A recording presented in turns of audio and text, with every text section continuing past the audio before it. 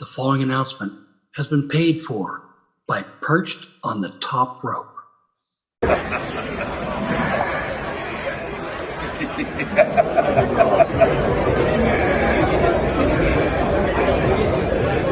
see you. This is Perched on the top rope, and I'm the boogeyman, and I'm coming to get you!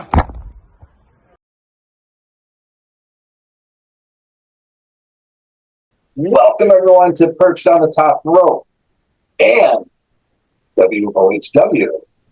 Kenny Casanova, ladies and gentlemen, this week and for a lot of Tuesdays, if you enjoy wrestling autobiography, this is where to be because that's what we're going to be talking about. Kenny, how are you doing today? Pretty good. How are you doing? I'm doing great. And the first book that we're going to talk about is special in many ways.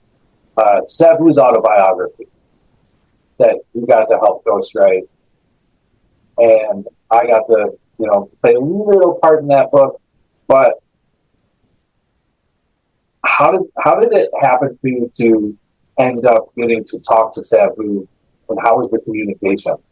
All right, so for people who don't know me, I was a wrestling manager for many, many years, doing a lot of stuff, and I still do it today. I don't do it as much, but I still do it. And I had done a number of shows with him, and he was familiar with me. A mutual friend, she was a valet on some shows. Her name is Liz Savage. She was very friendly with Sabu's girlfriend, Melissa Coates. Big jacked girl, unfortunately we lost her also some years ago. But they had been living together. Melissa handled all of her merchandise, and she did a super bang up job, keeping him organized and getting him stuff out there. And that's a big part of wrestling these days. The wrestlers make a lot of money in the ring, but they also make a lot of money outside of the ring with some of their stuff, pushing their brand and all. And she was the brain force behind that. So she wanted to put a book out, and I had just done Kamala and a couple others. I did Beefcake and was working on Danny Davis. And she contacted me and said, "Hey, Sabu wants to get a book. What do you think?" And I said, I think that'd be good, So they connected us up. And Sabu had remembered me from doing some indie shows as a manager. In fact, I did a show where I was opposite him, and he had Alfonso in the corner, and I was with another guy named Don Vega, and I was opposite in the corner. So, I'd worked opposite him on shows, even like in the same match. We got together and we talked, we kind of planned it out, and we were able to make it happen. And I'm pretty proud of it. Recently, there's been some questions of it online after Sabu's unfortunate passing himself. And I guess I could probably address some of them here today, if you like.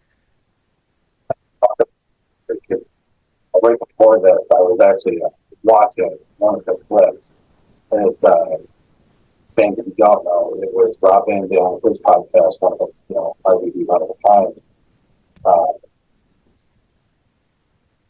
I'll let you explain it. Sure. Okay, so, people mourn in their own way.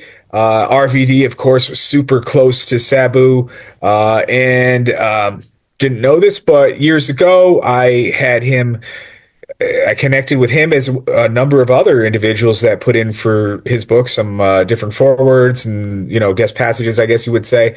And he didn't like the way that I portrayed him in one line somewhere, very particular. And here's what happened. So I interviewed him on the phone real quick.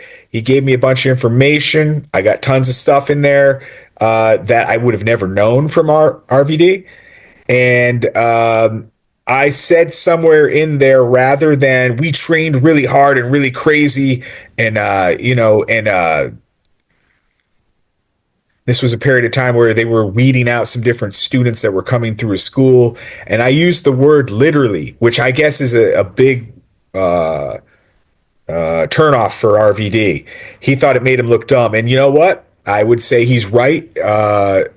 Almost 10 years later, so this was 8 years ago, almost 10 years later, now that I have, a dozen books under my belt, I wouldn't throw that word around like some kids throw it around today. I like literally was walking down the street when literally this happened, and then literally, it's kind of annoying. And my eyes have been open to that just like him. But he saw it back then, and I said, I think we literally trained and beat each other up until we were dead. He really didn't like that line. Unfortunately, though, when I wrote that line in the foreword for him, he didn't get back to me when I had sent out a transcript of how we were going to write everything up, because I ghost wrote his foreword as well. So I probably shouldn't have used those words together. And if I were to do it again, I absolutely would not have, because now I know. But the problem is he didn't respond to me when the book was going to print. When I sent out, hey, take a look at this real quick, make sure you want to do any fixes or not, and get back to me, and we'll make the fixes. He didn't respond. He didn't get it back. So I went to Melissa Coates, said, hey, can you make it happen? She said she tried to reach him and thinks there must be no problem. And that's because he didn't get back to them. Now, who knows? Maybe he was super busy, didn't get the messages. I would imagine, being a big name like he is, and I'm a big RVD fan myself, he probably, had all kinds of stuff, maybe missed it, so give him the benefit of the doubt. Fast forward 8 years, and he takes a look at it with the whole Sabu passing away situation. He's like, oh, this bums me out because I really didn't like the forward, and I read that, and I think it made me look like a dipshit with him writing literally, and I just didn't like it, so I'm afraid that he didn't get the Sabu's voice right, and man, I mean, it's too bad because the book reviews very well. Everybody seems to like it that reads it. There are probably a couple grammatical things that I would have changed too, being a new writer back then, which I might have missed a few things here and there. And it's a one-man show. I have now a bunch of people who help me put books out, and it's not just me putting the entire thing together. But back then, Sabu was super happy with it. We consciously made an effort to I don't want to say increase his vocabulary, but get more stuff in there that maybe he wouldn't normally say, because he's a man of very short words. If you'd ever looked at his Twitter, was atrocious. I told him he looked like a caveman the way he wrote. He would use semicolons for commas. He would use 3 of them at a time. I mean, he just did all kinds of crazy stuff, and it didn't matter. Who cares? It was Sabu. Mostly Sabu didn't talk at all in interviews, a little bit of nothing usually. So fans would be happy to get what he was saying. But RVD was big on that. So recently, in a second video that you probably haven't seen, I think he just did it on Sunday.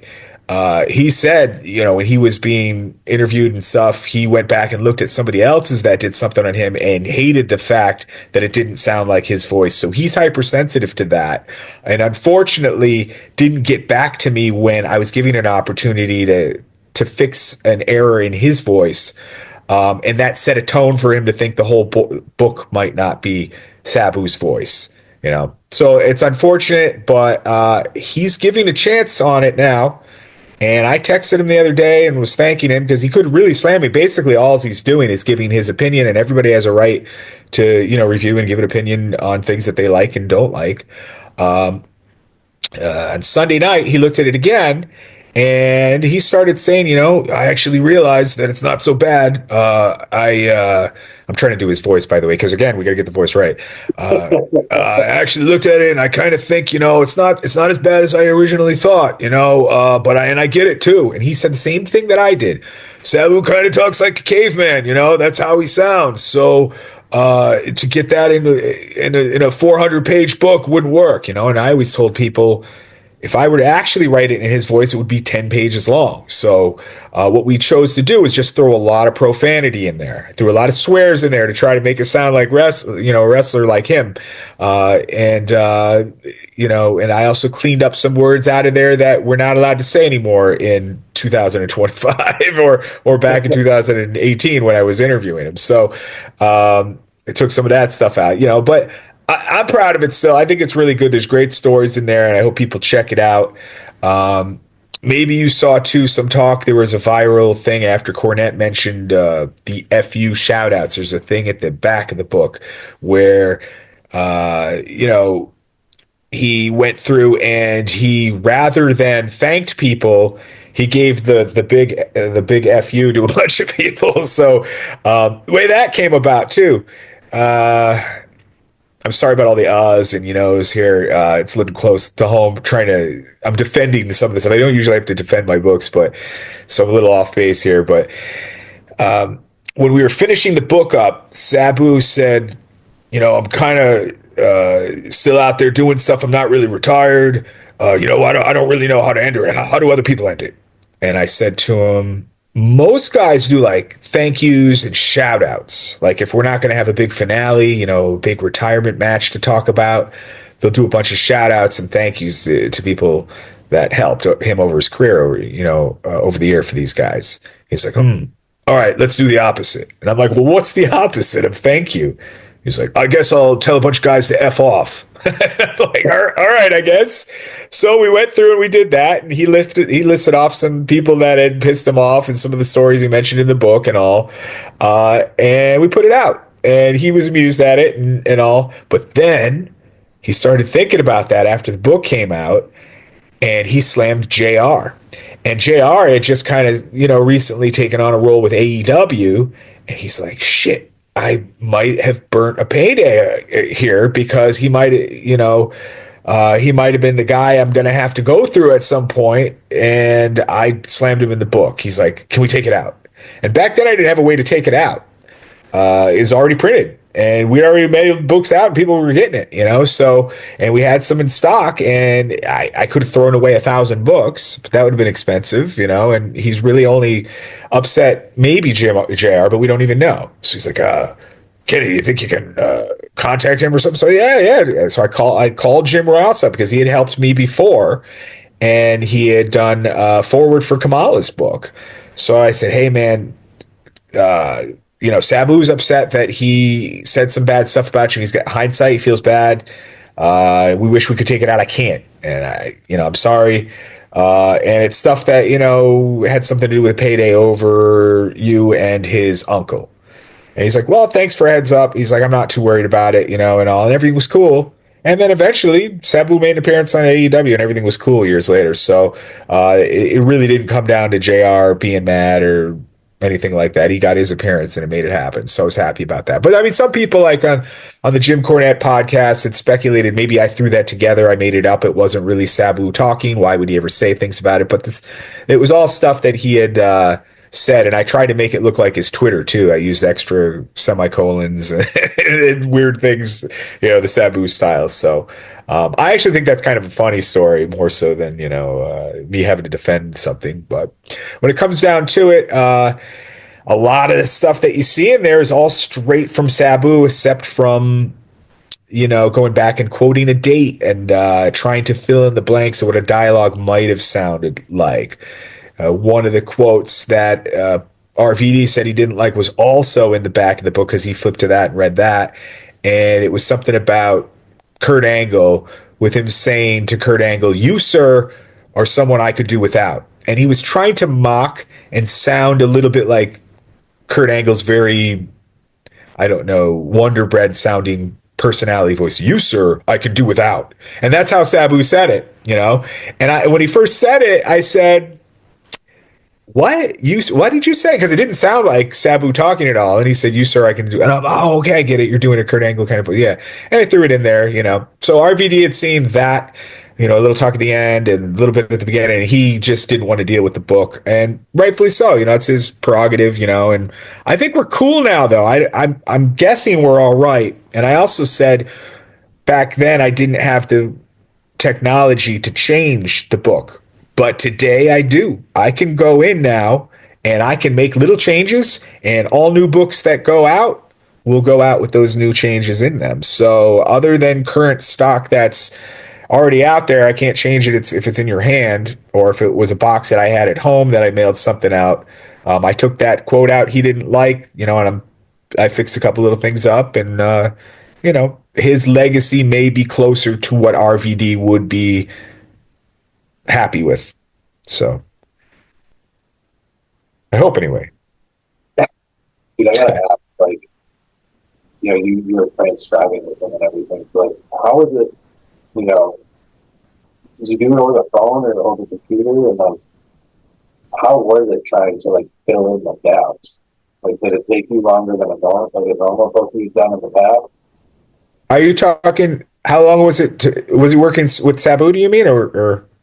Yeah, like how, like, you know, how was it working with him, and then Yeah. and having to try and like transcribe, you know, what you heard, because as we all know, he was kind of a man of few words. Sure. So you're basically saying how long did it take from beginning to start to get maybe the interviews and then into a book form, right? Yeah. Okay. I started somewhere 2016, 2017 with Sabu. Book came out in 19, so I'd say 2.5 years with Sabu. And that was because he was running around and doing a lot of stuff all over the place. He was still pretty hot, doing a lot of, indie shows and things like that.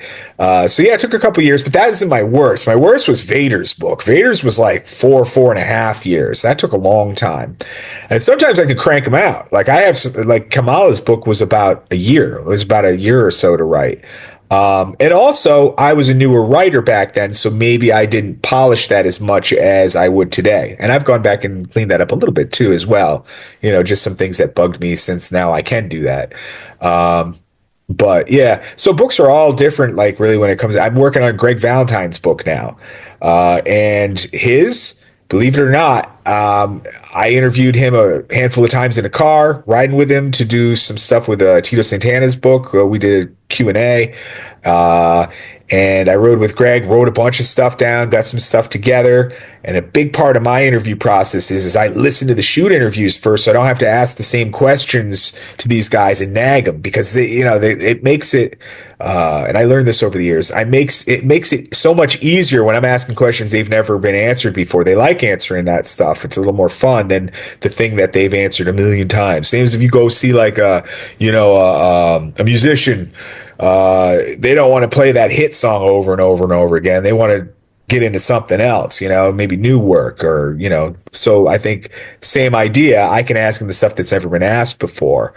So Greg Valentine's, I had a manuscript done in 2 months. Like, I cranked it out. Now I'm going back and polishing it up and making it really good. I sent the first draft over to John Crowther, who edits some of my stuff. He did the Bushwhacker book. He does a bunch of the comic books too, and he's working on Glacier's book now too.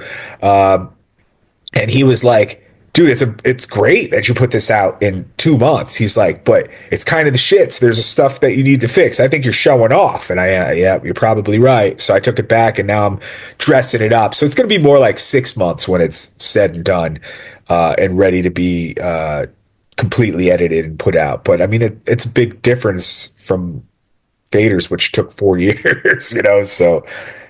Well, I can talk this stuff forever, by the way. So if I get boring on this stuff, I don't know if an audience is into the publishing side of this stuff as much, but I don't think it's going to be boring at all.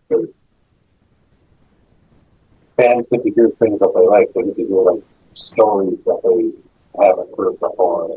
Sure. These are stories no one's heard before and stuff. And especially, who gets to come out and tell them to go pick up the book. Right. Yeah. I had this with Mr. Hughes once or twice. Was there any point where, maybe Sabu got frustrated, or, you could tell he was having a bad day? Well, that's the thing. So one of the tricks is to keep that from happening. And my means, and I would encourage other writers to do this too, is to, one, create some kind of regularity with the interview that they can expect and understand, so they know it's coming. And then two, make the interview as easy as possible for them. So the way that I would do that is, and I would tell other writers that are new and getting into this idea, because there's a ton of writers writing wrestling stuff now. Since back then there wasn't, but now there's a ton, because technology has made book writing easier.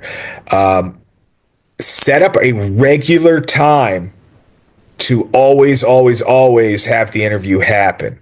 Say, we're going to always try to shoot for Tuesday night at 9:00. Do you think that is a possible regularity that could occur. And if they say yes, if it doesn't quite happen one week, we can switch it up and do it on Wednesday or Thursday or skip it and go to the next week. But they at least know, and things don't start to fall between the cracks. If you don't have that regularity, then eventually that once a week might become once a month, and then maybe once every few months, and then just kind of never happens. So that regularity is huge. And then two, if you can keep those really short and like little bites, like 15 minutes, 20 minutes, and do like I do, get all the research done. So I'm not asking Sabu, hey, tell me the story about when you and Terry Funk worked each other and got the, your arm ripped up with barbed wire. He's told that probably a million times. So why do I need to ask him for that? The way to ask that would be, what can you tell me about that you don't normally mention to anybody? Not rather to tell me the whole story, because I can hear the whole story somewhere else and then save him from being frustrated and not wanting to do the interview, because you want them to want to do the interview if you're a ghostwriter for a book. So that's why it comes out not good. And also, you start to lose like the voice if you're not really having the regular interview with them. So there's that fine balance that you want to also keep, because you don't want it to not sound like them at all either. And then have allegations from RVD on you. I Curtis and I, solid year, twice a month on the phone. Oh, me? No, me with Curtis. I would. Oh, yeah. Yep. Curtis. That's how we did it. He liked going later, so like that 9-10 o'clock at night. Yep. That was perfect for him, I guess. Yeah. Well, you got the record now. I thought I had the record with Vader, but you've got me beat. Curtis has the draft, man. I can't do anything about it. Yeah, I know. He still has a draft though, right? He looked at it. Yeah. Yep. He actually told me, it's funny. He actually told me that because he pretty much does everything on like his phone and stuff. He actually printed it out. He printed it. Okay, yeah. Printed a copy out, and then told me, he was reading it and, was putting sticky notes in where, we want to change it, but I was like five Yeah. to be about it. Yeah. So he's got a wrestling school and stuff. I know he's doing it. He's still doing appearances and stuff and working, but Yeah. I'm just waiting. Yeah. Well, we'll see what happens, No time, just waiting. Thank you. Curtis, if you're listening, please finish so I can get that edited. Yeah. Oh, man. Yeah, I still think that'd be cool when that finally comes out. I think people will dig it. It'd be neat to get it. It's a nice little push too for your brand too. Any wrestlers that are thinking about doing it, because if you get someone to read your book, then they've got a good 7-8 hour commercial of your brand. They're going to want to buy other stuff. They're going to want the the hat, the T-shirt, the action figure. It helps. So. And for Curtis, he got to be in Video Game Retromania. Yeah. You did get one of the Legend Superstars figure, like Alex right behind me. Okay. He does have, I think, like a retro style figure. I can't remember if which company's made it, but he did. He's like, the book was announced, and then all of a sudden, things kind of started rolling for him again. Sure. Now I got for the book at least for the fans. That's something I need to talk to you about maybe too. Is I did ODB's book. The way that came about was Mick Foley contacted me and said, "Can you do her book?" And who am I to say no to Mick Foley? I'm going to do it. He did some forwards for me. He did something. He helped with Vader and he helped with Kamala actually. So one day he just sends me. He's like, "Hey man, she does food trucks now. She's kind of out of the wrestling. That's her money, and their truck burnt down. She's got, she's out and about, trying to make a livelihood now again, and she's got no truck." And we helped put the book out, and he did a fundraiser, and DDP stepped up, and they helped her out a lot. She wants an action figure. She wants someone to do a figure on her, and I contacted Kayfabe Collectibles. Is that what he calls it? Sean. Yeah, KWK. Yeah, I don't know if that's happened or not. He's talked to her some. It could still be happening, but I've seen that a couple times she's posted. She hopes that she gets a figure out someday. That's one of her goals. So that'd be pretty cool. That big heroes line. Yeah. Or I would think maybe Matt Cardona or someone might be able to help with that. You know, Yeah, sure. I So mean, she deserves an action figure. yeah, I mean, I mean, and the cool thing is she's never been on WWE. So like for people to know who she is and only know her from, TNA and maybe other, maybe AEW or whatever. She was in all in maybe before it was called AEW, I think. But uh, anyhow, I mean, it's pretty impressive that, all the stuff that she's done. So it'd be cool if we can get her pushed with that, you know? Yeah. Make that happen. Yep. Make They it might have to make a very odd, different woman's figure, though, because most of the girls' figures are very Barbie-like, and she was known for not being that way. So, happen. Oh, and it better come with a flap, too. her Hasbro kind of thing could be like that. The BAM. I wonder if they'd be able to make it so it could really stand out. Like the old pop. Yeah. No, I'd love to see him in there because, especially like for it's got to come with a flap. It's got to come with those accessories. Like that was killer to watch her in TNA Yeah. with that. Do that. What was it like? With her cookbook? I was kind of writing her book. That was that interesting. Because that was if I'm not mistaken, the first female we got to work with on a book. Was that the first? Did you say work with a female book? Is that what you said? Yeah, was that the first one for you? Yeah. I don't have another girl book out. So maybe soon. I got a dog sitting next to me. That's what you just heard. Yeah, no, that's the first one. And I think it's kind of cool because it's probably somebody that no one expected, And also there weren't a lot of women wrestling books out before that. I mean, I can think of Missy Hyatt. There was Sunny. Maybe Steve Austin's ex.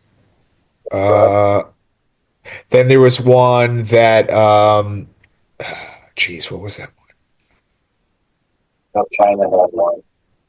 Yeah. Then, a few came out after, like Ronda Rousey had one, came out after. Uh, yeah, Natalia has a newer one, right? I think Natalia Yeah. has one. Yeah, just came out. I think. You got one coming out too again. Oh yeah, okay, yeah. She's got her. Yeah. Becky So- Lynch. But someone that's not been in WWE though, I think it's pretty. That's probably a neat one for me to grab. But usually I have I don't want to say a standard, but I have a formula that I do. Like they have to have taken part in main events, or they have to have been a champion to some degree. Whereas other guys, man, they'll put us some really cool stories, but on some topics that I feel like are very niche and maybe not the route that I would want to go. Like Scott Teal does some awesome books on guys that are like super cool, like Mephisto, and different people, just random guys that but he did like Ole Anderson and all, some really cool names. But because maybe some of the people that they do don't have the mainstream appeal, or whatever reason, I just haven't included those in my selections, and I kind of like the direction that I've gone in. So I'm going to still kind of use. I have like a checklist that they have to meet criteria. And I have 2 referee books out. So the referee books, one of the questions that I usually have is you have to have been appeared, have an appearance on a pay-per-view is another thing that I like to make part of my decision, and if I'm going to take a project or not. So you have to really like the project topic, I think, in order to write it. If you choose something that's not a topic you like, I think it's going to come across to the reader, So, yeah. It really turned interesting fact. So I'm going to speak about the man behind it, Alex Wright. Did you know that Sabu was the first to put Alex Wright to a table on WCW Nitro in 1995? So I didn't hear what you said quite again. Sabu was the first to what? Put Alex Wright through a table on WCW Nitro in '95. Oh, he was the first to put. Did you say Ray? Ray Mysterio? No, Alex Wright. Oh, Alex Wright. Okay, now I heard you. Gotcha. Was he the first person to put somebody through a table on WCW? Is that what you're saying? No, it was a trivia.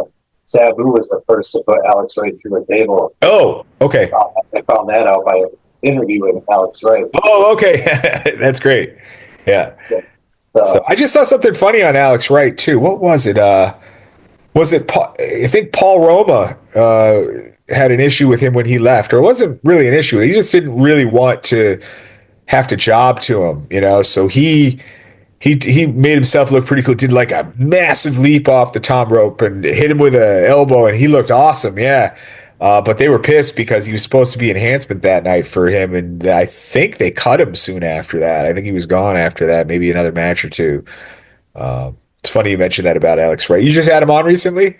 Yeah, I interviewed him, and it was right before WrestleMania because I asked him about a lot of different topics. Triple H going in the Hall of Fame because he worked, we left together in WCW.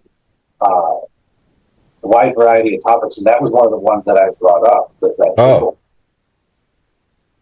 You know what's interesting about Sabu, and you bring that up with the table, something we mentioned in the book.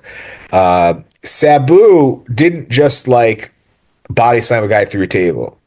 He always did his body as the weapon to make the person go through the table. Like he would, do a flip and then push the person through the table by hitting him with his back, or he would take a chair and put it under his legs, like the Arabian facebuster kind of thing, or whatever. And then break. So that's what he was known for. That's kind of, if you were to ask, would Sabu want people to remember him for? And he thinks that his legacy should be the different ways to put someone through a table rather than just throw a guy through it. I remember growing up as a kid. Maybe you remember this. Maybe Hulk Hogan might have. He put Harley Race through a table. I forget. Maybe pile drived him through the table off the apron. Maybe, or that seems even more advanced, and maybe he just body slammed him. But I mean, I remember seeing people go through tables as a kid, but Sabu did it crazy. Like he would bounce off the rope and do some flip, and some crazy thing, springboard, one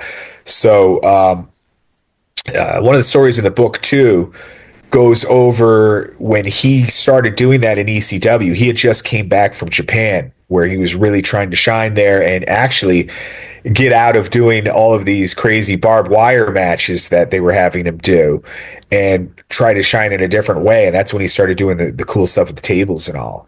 And when he got to ECW, that became his thing. And other guys saw the pops he was getting with it and were like, we want that too. But they didn't want to steal it from him. So they'd actually ask him permission. Do you mind, I'm on a show over here with ECW. You're not on this show. Maybe I could do a table spot since you're not there. And Sabu's super generous. He didn't want to let them. He wanted to keep that, protect his gimmick. But he would let them to some degree. And then eventually, he lost the grasp of it because too many of them started doing the tables and all. And then ECW really became known for, the no DQ, false count anywhere, destroy a million tables, kill people with chairs kind of promotion that it became. So that was another thing that he, really felt ownership to, was like pushing that no DQ thing into the forward along with ECW, that sometimes might be credited for it more than maybe Sabu bringing some of that into America with. So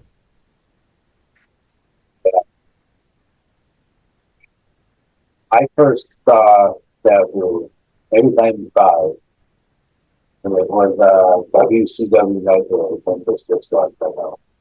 I remember him putting disco through a table. Yeah. And it was at a time WCW, the NWO was not a thing yet, and all that, like, real life storytelling that WCW did just hadn't happened yet.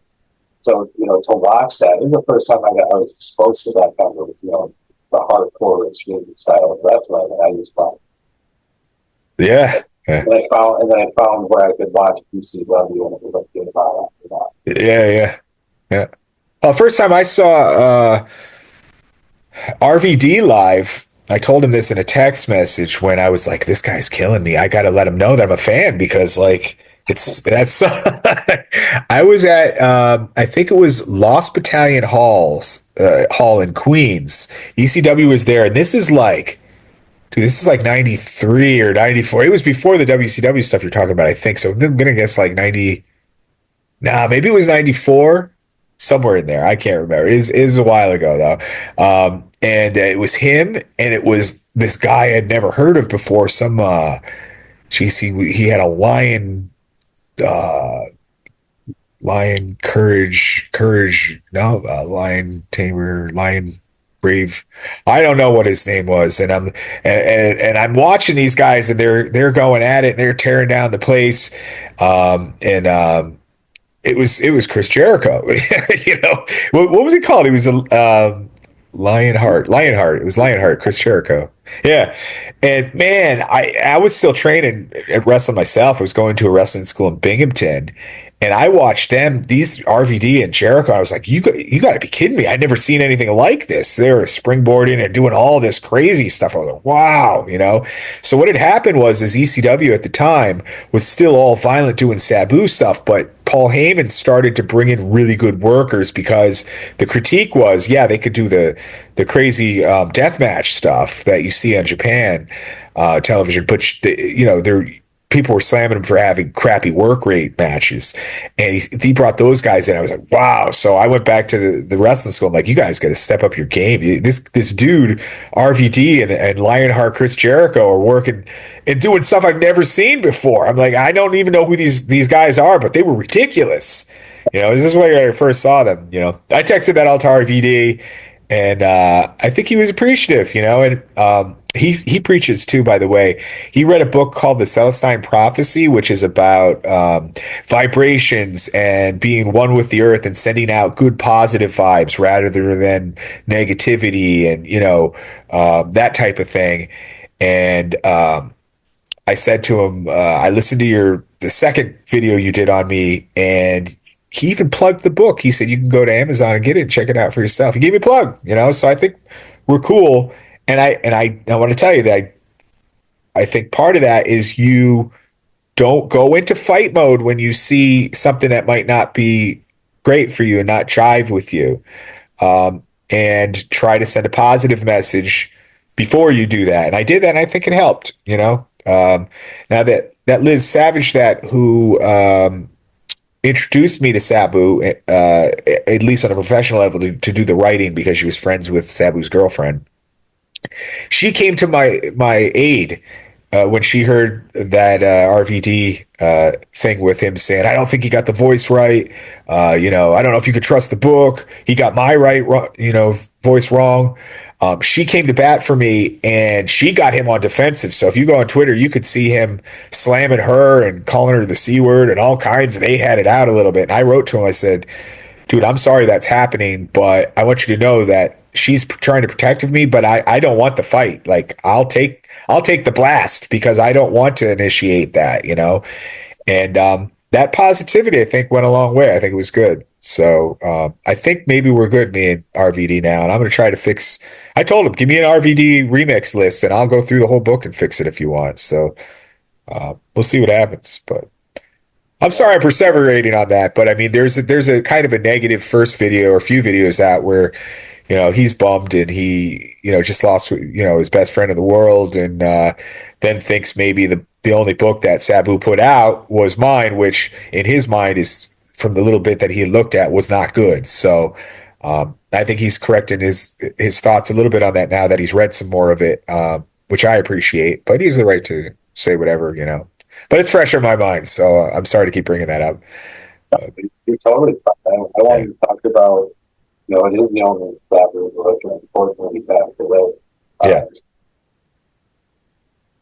Was there anything did you guys talk anything about this merchandise that he had come out? Because one thing I always ask about is for them when I'm interviewing wrestlers, I asked about their merch, like action figures, but their videos and stuff like that. But it does like immortalize their character. Sure. Yeah. So you're talking when he was at WWE, Vince merchandise? Is that what you said?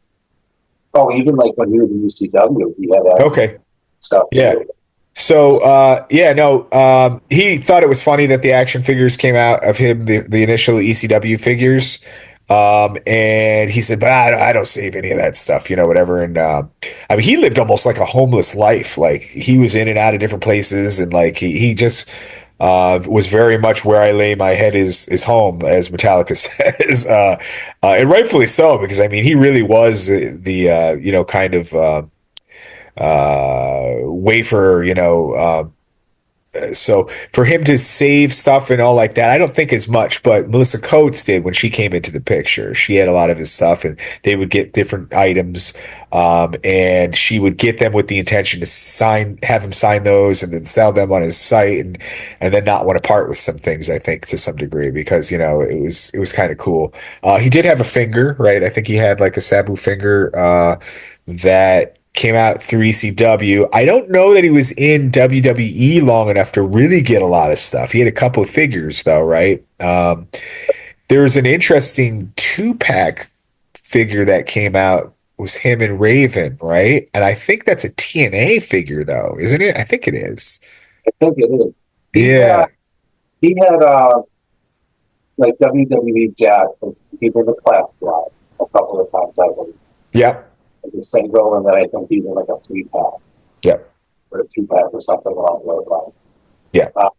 He also has like the Jack's figures, where they did like WrestleMania 21, or like Sure. Yep. Those like specialty pay-per-view ones. And I have one of those that I just happened to pick up somewhere, and he signed it. So I got a cool sign with that. I got a pair of rip tights, with the camel on it, a blue pair. And I also have like one of the headband deals, which is interesting because that one, at least the one that he wore the last number of years, he only had one.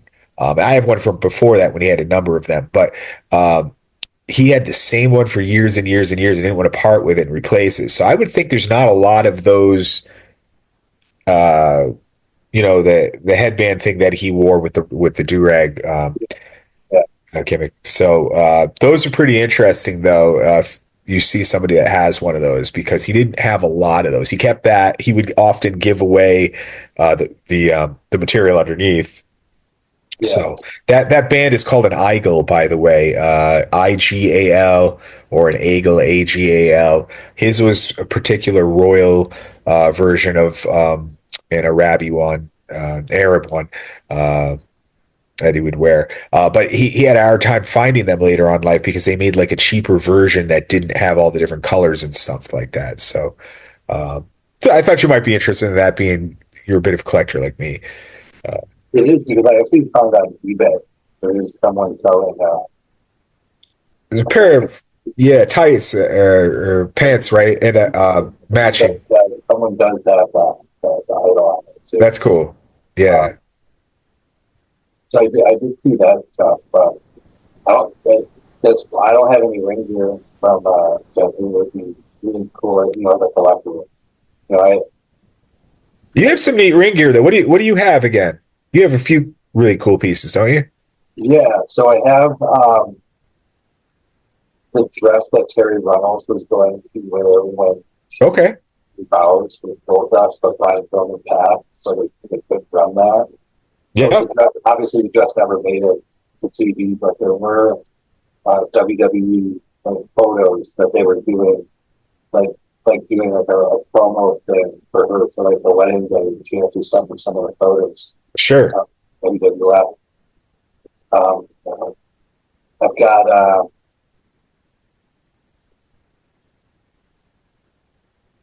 chaps from Barry Windham.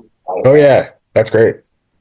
The Abe Knuckleball Schwartz, I got one of the whole outfit for that.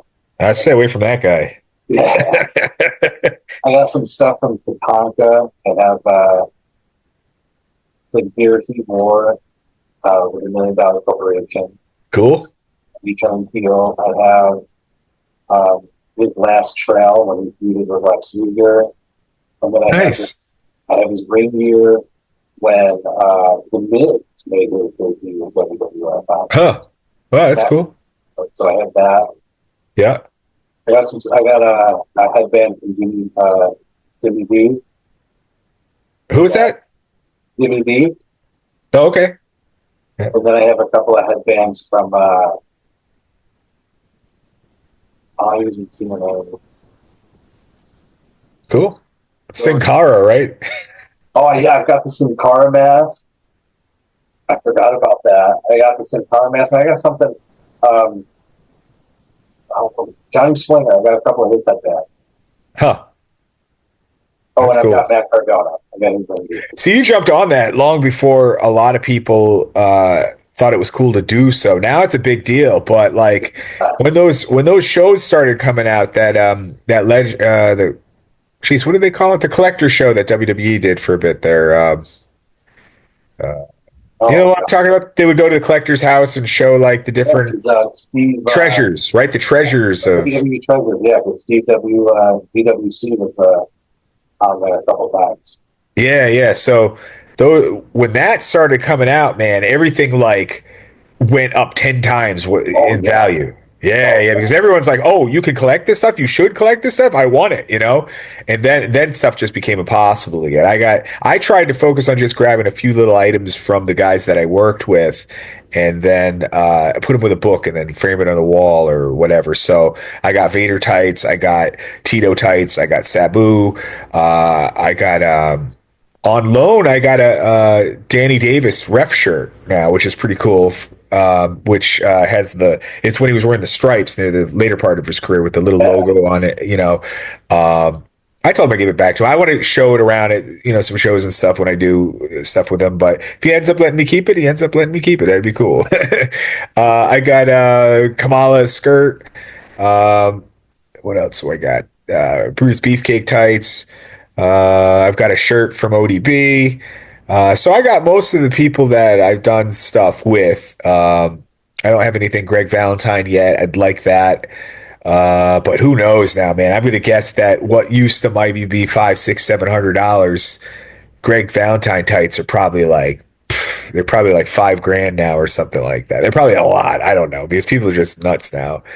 So I noticed like from the WWE churches, I noticed in like the India groups, like more people started to get added in, and I also noticed obviously prices like whoa, yeah. Whoa, yeah, stuff is crazy now, and I think we've talked about it too. The people out there that collect them are equally as crazy. Like that one guy. Geez, I can't think of his name now. I think his name is Gonzalez is his last name. He takes pictures with all of Gary Gonzalez. Is that his name? He gets the gear and he puts it on and like takes a picture with it and stuff like that. Dude, either he has no life or no girlfriend or I don't know what, but that guy's got some awesome stuff. But dude, he must pay an arm and a leg for the stuff he's got. Like he just the moment something's up for sale, bang, that guy buys it and I see him wearing it like on Facebook the next day.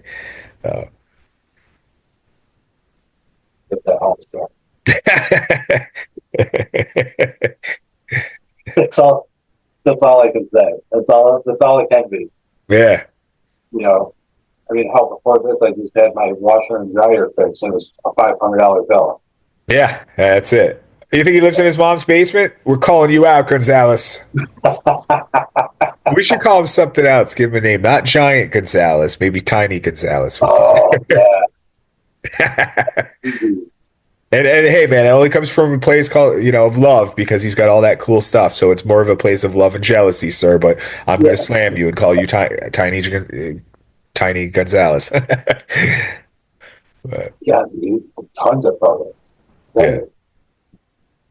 No, but I would assume like, when it comes to that radio and stuff, that's some pretty rare stuff. Because like, I remember interviewing like Honky Tonk Man, I can hear you very well right now, by the way. I've been having a hard time hearing you. I don't know if it's the way you're sitting and the way that it comes over to me, but whatever you're doing now is good.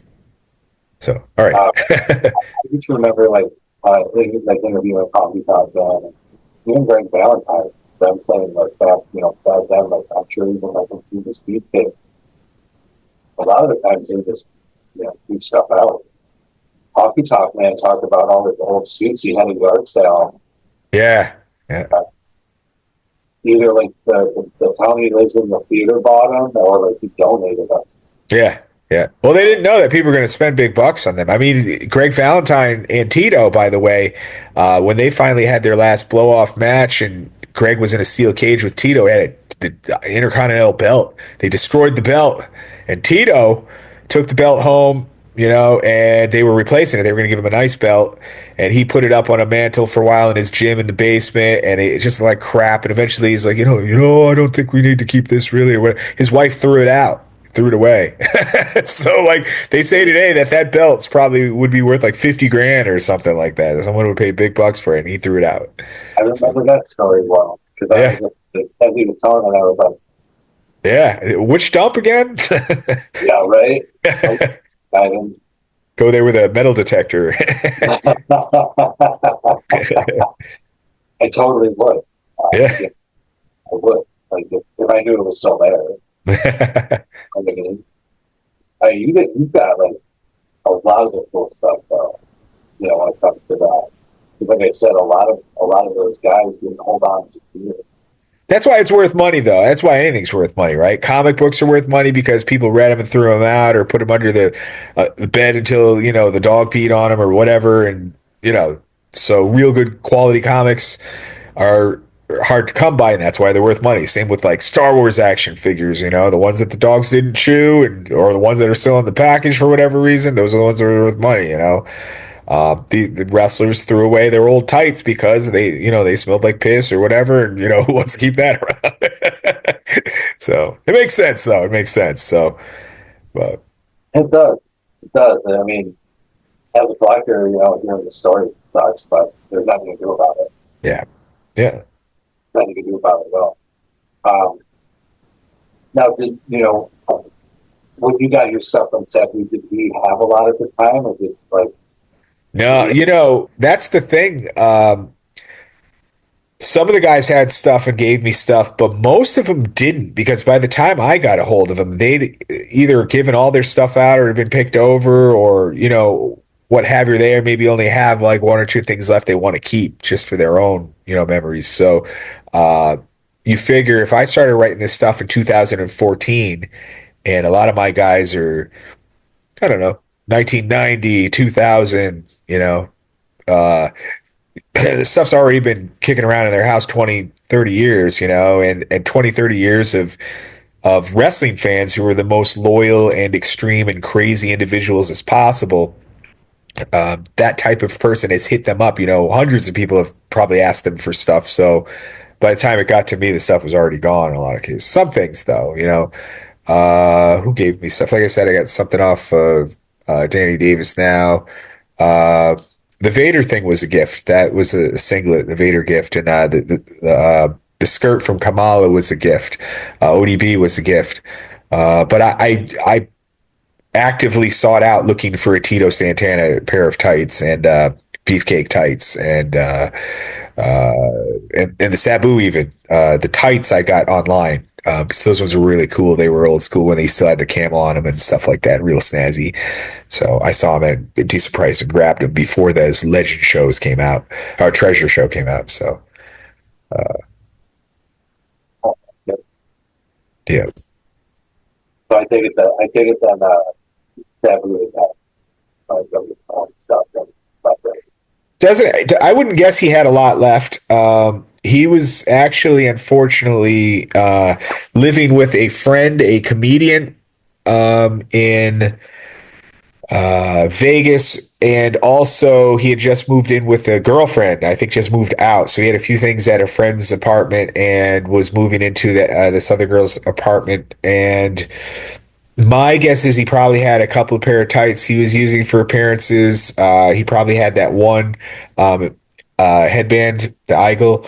And maybe that was about it. If you saw him in his retirement match, he kind of worked in like a white suit. He was kind of going sort of old school chic looking, who used to do a little bit of that, that rich Arab kind of look, more so than the old school, genie like pants that he used to wear.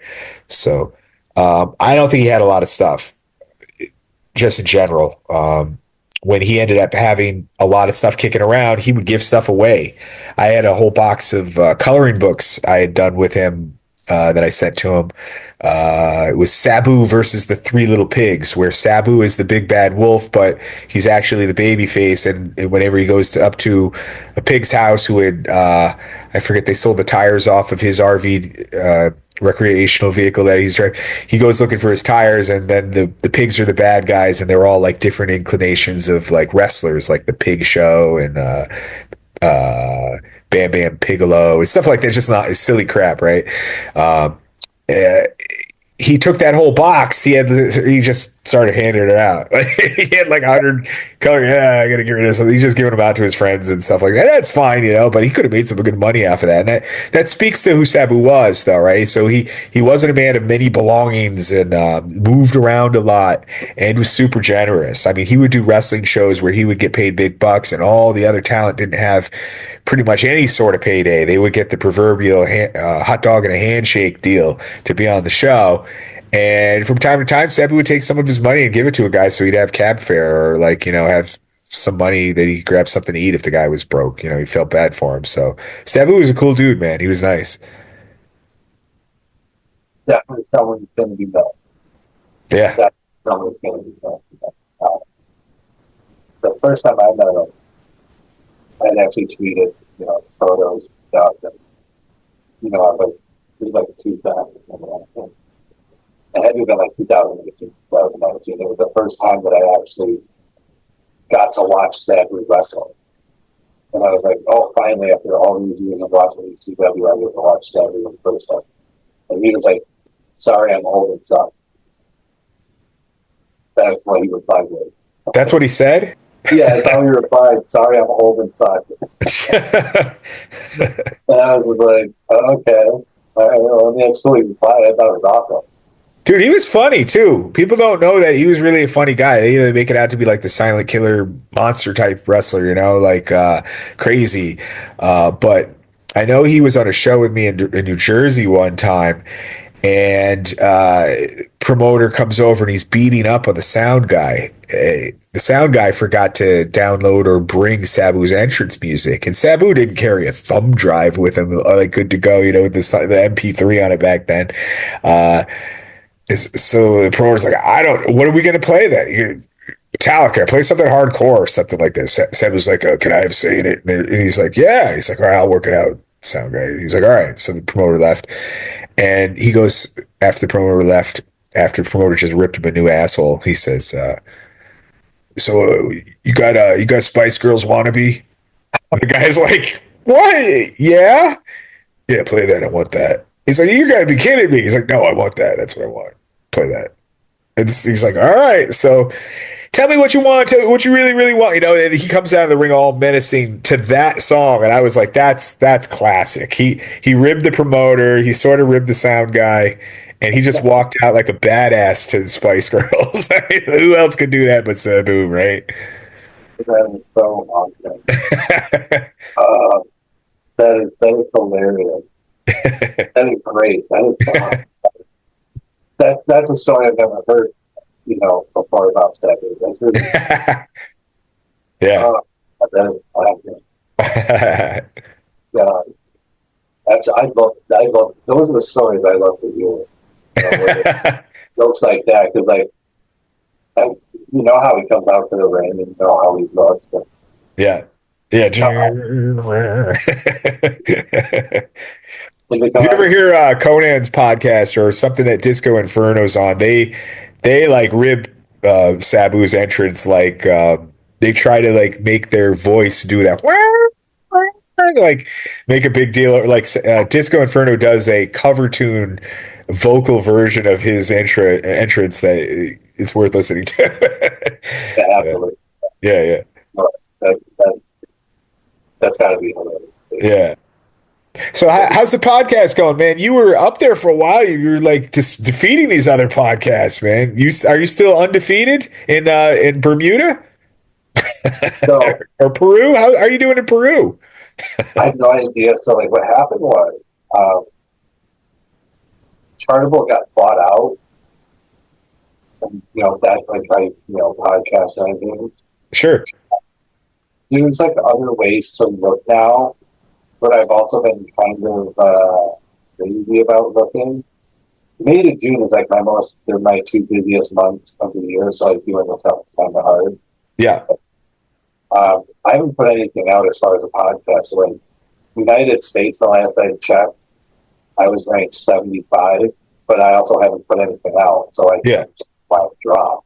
Well, another thing about that though is there's also 7,000 wrestling podcasts out there, so that's still not bad. Yeah. So, and what also makes it hard is the fact that this wrestler comes out with a podcast. Yeah. Out with a podcast. And then WWE keeps adding more to the table. Where like, sure. I got like super fortunate one time. I hit for one in the United States, but then all these other podcasts like Undertaker, Stephanie McMahon. Sure. What's next? Triple H and Shawn Michaels are going to have like a DX podcast, or and then AEW with their people, they're adding podcasts and stuff. Right. Like that. So. Well, so you look behind you, and I can tell you go to wrestling conventions as well, right? So because you find some cool stuff because you're a big collector, and I think you've said to me before, why don't you do more of these? My answer is the same thing that you just gave, because if I'm sitting at a table next to Kurt Angle, next to Lex Luger, next to Sting in the other room, next to a Stone Cold Steve Austin, professional picture shot, are they going to buy my book for $25, or are they going to go over and meet RVD or somebody else, shake his hand and talk to him a minute and then buy my book a month from now online? They're probably going to do the latter. So I understand totally what you're saying as far as content versus having to compete with all of these different individuals out there. So makes sense. Yeah, and that's why I switched my content up. Like I found out I'm a top 100 action figure podcast. I do usually Thursdays are me talking about everything behind me, action figures and everything. Yeah. I mean, you can see Sabu on the R with the Raw. I had to put him up there. Yeah. So I, that's Thursday, and then Saturday is interviews or wrestling pay-per-views or PLEs, do some predictions and, read off comments from social media, other people's predictions, stuff like that. Sure. Because you can't keep doing the same thing that everybody else is doing. So I try to give a little bit of a mix. No, it makes sense. Yeah. So Tuesdays with this gives a mix of everything. What did you think about, how WWE is going about, I guess not releasing talent, but not re-signing them? Right. Yeah. Because you saw Archie, Carlito, Yep. and Valhalla, Sarah, and Logan. Yeah. I mean, personally, I'm bummed about the R-Truth thing. I mean, that guy has been there forever. At least I think so. There may have been periods of time he wasn't on TV, but I still think he was signed and still there, right? I don't think he was actually ever not employed. He might have been being used less. But, I mean, he goes way back to, the Ruthless Aggression era, right? When Cena was first introduced or so, I think, anyways. He was first part of the company from 1999 to 2001. And then they re-signed him in 2008. From 2008 on, he was with the company the whole time. Okay, yeah. So did he go to TNA after that? Is that what you're saying in between there? Sometime between that time, yeah. Yeah. Because he was K-Quick, right, to start, and then when he came back, he was R-Truth. Right, that makes sense. Okay. Yeah, but even so, I mean, what if you wanted to start counting at the second run, which is 2008, did you say? Yep. Yeah, he's been there more than I can do math. So, I mean, that's a long time. What is happening there? a stray Nice. You got stray cats coming through there. that I had. That's great. Yeah, right. So what it is, the stray I've been feeding outside since like June or whatever. All right. And finally came in the house and we girl, and you're still learning the ropes that you don't jump on the bar. Oh. So yeah, he hasn't learned that much. He hasn't seen much yet. Like, Yeah. his name's Vegas, by the way. That's why I was in Vegas when he finally came in the house. Yeah. Yeah, dude, our truth has been there for. I'm sorry? Our truth has been there. But you're looking at close to 25, 30 years with the company. No. I have a bad connection today. We'll hopefully figure this out for next time we do this, because most of this conversation, I'm trying to translate what you're saying. I read lips. No, so what I was saying was our truth has been there for 25, 30 years. Yeah. Yeah.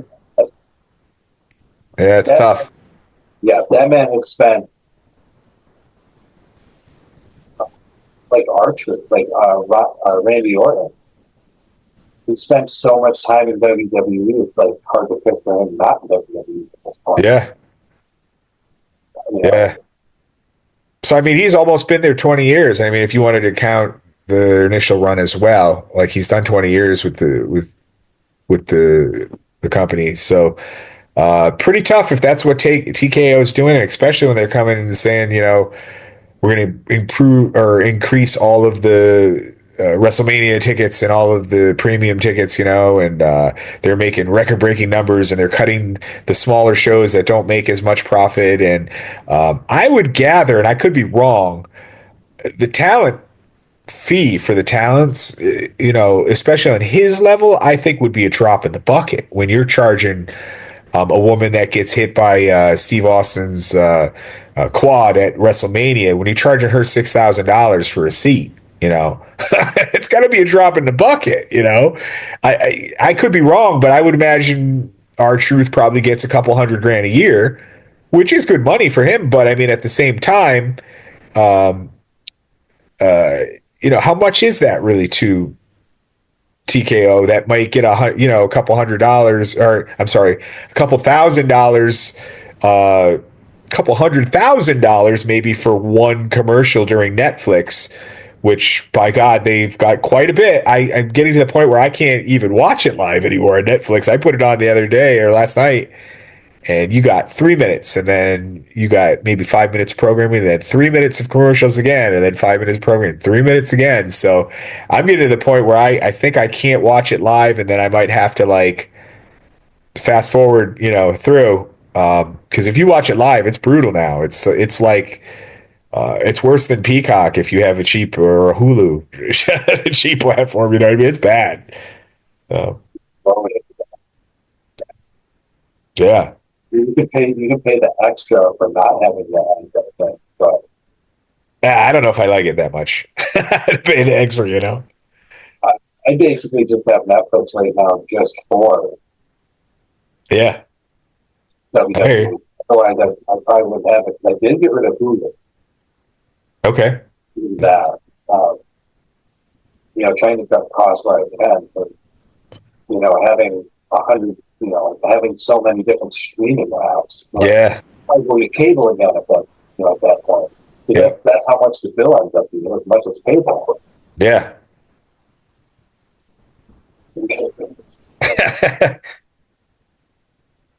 He's literally living up to his name. He does that. Anytime I'm around, dude, the little guy is crazy. Yeah. Actually, I got to feed my dog soon here. He's sitting right next to me. I got a rescue. He usually eats at 6:00, so I might have to wrap this up at some point because he's starting to bug me. He's telling me that's probably what this is over. They want their dinners. Yeah. I don't blame them. Yeah. You know what? We'll give them their dinner. Ken, before we go, though, let fans know where they can, find your books and, find So yeah, you can find information about my book at my website, WOHW.com. That's Walking in Hot Waffles. That's my production name. Or you can find it on RVD's podcast. You can find lots of great information about my book there. Yeah, that was a joke. Dude, I'm an RVD fan, so it's hard for me to still. But yeah, you can go to KennyCasanova.com, learn about me. I'm a professional wrestling manager who's turned author, who still does managing. I'm also a DJ and I'm also a school teacher. So get also my books on Amazon. Got a bunch of them out now, so check them out if you can. Okay, buddy, it's coming. fans, remember, spoiler free is the way to be. We're out.